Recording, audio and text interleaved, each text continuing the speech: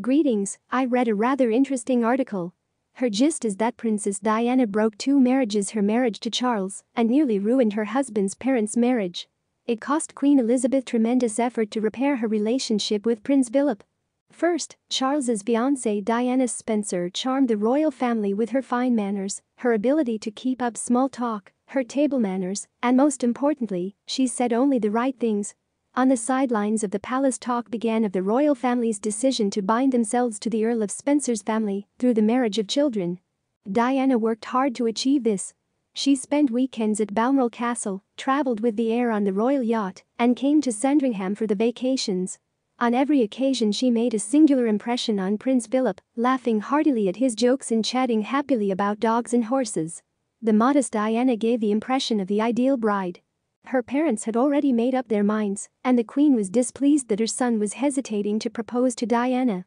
She took her frustration to her husband, and Prince Philip encouraged his son to make a decision. As was customary in aristocratic families, he wrote a letter to Charles. And the wedding took place. After the wedding, the young Diana quickly became the most popular member of the royal family. Locked up and depressed within the walls of the palace, she knew how to charm people outside it. The harder the real problems in her marriage to Charles became, the more positive the impression she made on those around her. Prince Philip tried to support his daughter-in-law and wrote her encouraging letters, signing them Papa. He believed that the hardest job was to be in the second roles.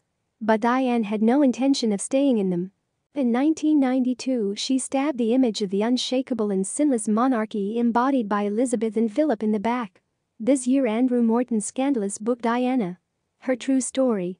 Even after that, Elizabeth tried to look for common ground, trying to please both the monarchy and her daughter-in-law.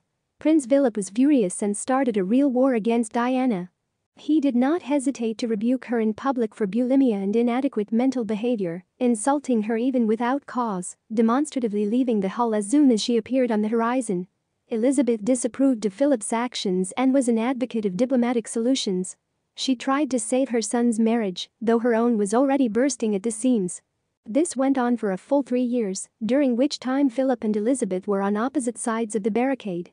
It all ended in 1995 when Diana insulted the Queen twice. The first time was a scandalous interview with the BBC. But even after that, the Queen confirmed to Diana that her invitation to spend Christmas with Sandringham remained in force. Diana's refusal was the last straw.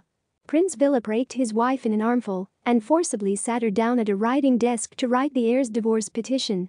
Elizabeth and Philip's marriage was held together by Elizabeth's love and ironclad arrangements. Smart and strong men divided their spheres of influence, thus avoiding a clash of interests. Elizabeth ran the country, Prince Philip the royal family. The Queen had to go into her husband's territory to save her son's marriage. Prince Philip endured this with great difficulty. The royal couple's marriage was in real danger of falling apart for 3 years. Diana acted as the black cat that ran between the couple. What do you think? Does this article make sense?